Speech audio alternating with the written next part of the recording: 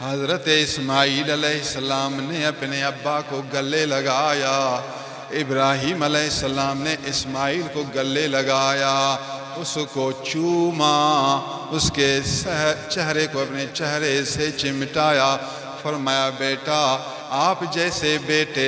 اللہ تعالیٰ سب کو نصیب کرے، الحمدللہ اب میں تجھے اللہ کی رضا کے لیے اللہ کی راہ میں قربان کرتا ہوں۔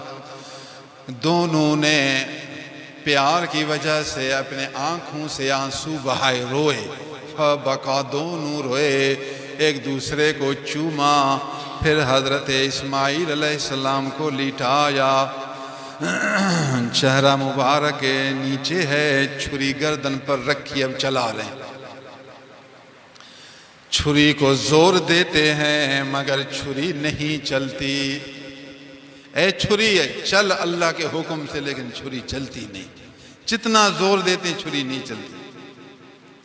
آخر کار حضرت اسماعیل علیہ السلام نے عرض کی، ابا جان میری گزارش ہے، میرے منہ کو نیچے کرو، گدی کی طرف سے، گردن کی طرف سے مجھے ذبح کرو، ایسا نہ ہو کہ آپ میرے چہرے کو دیکھ رہے ہیں، چہرے کی وجہ سے شفقت پدری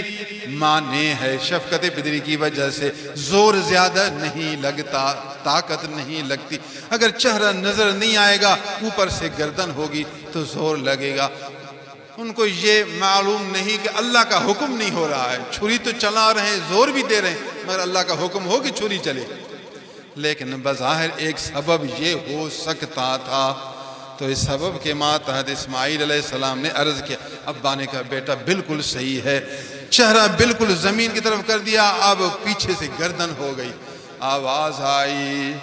فَلَمَّا أَسْلَمَا وَتَلَّهُ لِلْجَبِينِ وَنَادَيْنَاهُ أَن يَا إِبْرَاهِيمُ قَدْ صَدَّقْتَ الرُّؤْيَا، ہم نے پکارا اے